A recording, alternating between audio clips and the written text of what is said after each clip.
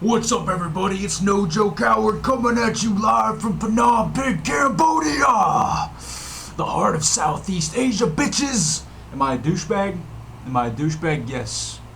Guys, we've established the level of douchery on the channel of No Joke Howard, okay? Today's video is going to be another email. It's going to be another fan email. Another fan. He's asking me about culture shock in Cambodia. Now, I believe I made a couple videos where I spoke on this, but I guess he wants to know exactly what I experienced when I came here, and I'm assuming he wants me to kind of relay it to everybody to help newbies out.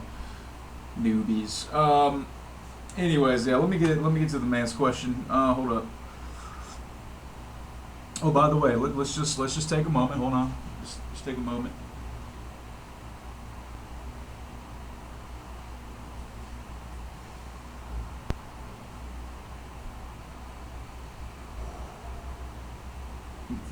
All right, Cambodia questions. His name is Patrick. Okay. Hey, Howard. Thanks for the videos. I appreciate the American opinion on the country. Question for you. Did you experience much culture shock moving from America to Southeast Asia? Like you, I am American from Baltimore. Ooh, sorry to hear that, man. Baltimore sucks. Yeah, I said it. Yeah, fuck Baltimore. Baltimore sucks. All right, that is a shitty place to live. All right, it's got some pretty cool parts to go eat, some pretty cool places to see, but dude, Baltimore is a fucked up town. I may be moving to Cambodia next summer for a year as a volunteer. I've traveled a lot, just never to Asia, and I wanted your opinion on the matter. I'm pretty flexible and adjust easily to other cultures. I just like to know what to expect. And he asked about, he says he's a gym rat and he wants to know where to go lift weights at the gym, blah, blah, blah. Thanks, Pat. Well, Pat, I mean, look, man. See, you and I are in Asia for two different reasons. Or me being in Asia is a different reason than why you want to come. See, you want to come to visit. You want to come to volunteer for, let's say, maybe a few months. Did you say? Move to Cambodia next summer for a year, yeah. So you just want to stay 1 year. When I moved here, I had the intention of not leaving for a while, like being here for years, maybe more long term than that. So our outlook is going to be different. See, if you're coming here for a temporary amount of time, whether it's a few weeks, a few months, a year, or whatever, it might be easier for you to accept the culture shock because you know that you're just going to leave eventually. I came here just basically with the mindset that like this is my new home, like this is where I'm planting my seed, this is my new home. So when I came here, guys, I wasn't freaked out. I mean, I kind of, because I was in Thailand before, and Thailand is definitely, there was some culture shock going from the States to Thailand. Like, I obviously knew that it was going to be different.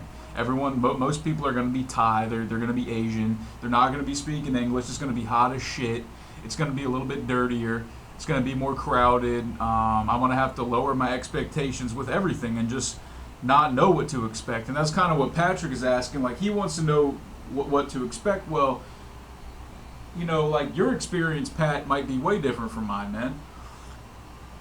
I don't know what kind of lifestyle you live. I mean, if you're the type of guy that never wants to get his, fucking dirt in his fingernails, doesn't like breaking a sweat, like a beta male, then you're probably going to have a much harder time here dealing with the culture shock, man. You're going to have to hang out with a lot of other beta males, I guess. Anyways, yeah, when I got off the airport, I mean, I think the first thing I noticed was just how dusty it was here. It's so dirty. I mean, it really is a dirt. Like it's literally dirty. It's literally dirty here. There's dirt everywhere. There's dust. There's grime. So like when you come here to Cambodia, you see so many people wearing these dust masks, just like a dentist or doctor would wear, and that kind of threw me off at first. I mean, really, the traffic was insane when I first got here. I had no idea that it was going to be this packed on the roads, and I don't know, just things like, you know, there's places to eat on the streets everywhere with meat that's been sitting outside all day, no kind of refrigeration. Things like that might shock you. There's just a lack of order. It's every man for themselves. Nobody really cares what you do, just as long as you're not really fucking with people. Like if you're not running around causing problems, no one really cares what you do, which is kind of nice in a way. There's less rules here. And I guess really for me, the biggest shock wasn't necessarily Cambodia. It was what I had done. It was the decision, the choice that I had made in life really sunk in with me a few days after I landed here in Phnom Penh. It wasn't so much that it was Cambodia, that I didn't speak the language, that it was dirty, that it's crowded, that it's too hot. It was the fact that I blew up my life back home. I mean, I was financially obligated to many things back in the States, which I picked up and I just left it. So I had that to worry about. I had left all my family behind in the States, and I came all the way to the other side of the planet not knowing a soul. I didn't know a single person in Asia, not one person. And that reality set in because, like, when I came out here, it was exciting. Like, oh, I'm making my big escape. I'm leaving America. I'm finally going to live the dream. And it was exciting. And it was exciting in hindsight, but I wasn't thinking about what I had really done. So what I did a few days later is I actually freaked out.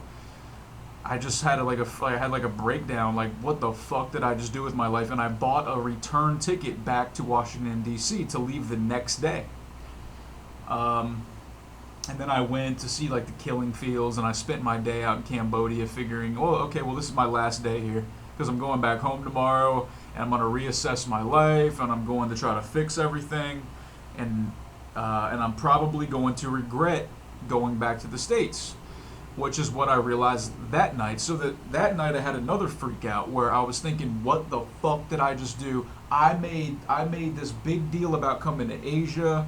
I made a big deal to myself. I made this commitment, and now I'm gonna go back home just after a few days with my tail between my legs crying, and I'm probably gonna be 10 times more fucking miserable than I was anyways. And I'm gonna have to face all my debts and face the embarrassment of telling everybody that I didn't have the balls to do it, to go forth with my dream. I'm going to lose respect for myself. My family's going to lose respect. So I went back to the airport. I got my money back. And here I am. I've been here for over 9 months now, going on a year. And I haven't looked back since, dude. So anyways, guys, I hope that gives you a little bit of insight. You know, it's the culture shock isn't always going to be so much the actual culture itself. It's going to be the fact that you're so far from home, especially if you're moving. Like, if you're just visiting, like Patrick, if you're doing something for a few months to a year, like, you know that you're going to go back home eventually. You know, so you know that at the end of the, you know, like at the end of your time, you're going back home to your old lifestyle, to your family, to your friends. I don't have that option, guys. I'm here in Cambodia, and I'm here to stay. So I'm making it work. So anyways, y'all, and he asked about how much does a gym membership cost at a decent weightlifting gym. Well, you can work out anywhere from 500 real per visit. That's 12.5 cents per visit. That's literally 12.5 cents per visit. Or some places are gonna charge you $100 a month. I mean, it just depends, dude. But like a decent one, dude, you can pay 2,000 real to $1 per visit. That's 50 cents to $1 per visit. A few days a week, that's $3, $4, $5 a week, depending on how much you want to work out. And you can end up paying like 15, 20 bucks for a gym membership a month at a nice gym. Anyways, guys, nojokestriking@gmail.com. That's nojokestriking. I don't have my glasses. Bitches. at gmail.com. It's nojokestriking@gmail.com. It was a pleasure speaking to you guys. Stay in touch with me, and happy holidays, everybody. Yeah, happy holidays. Peace.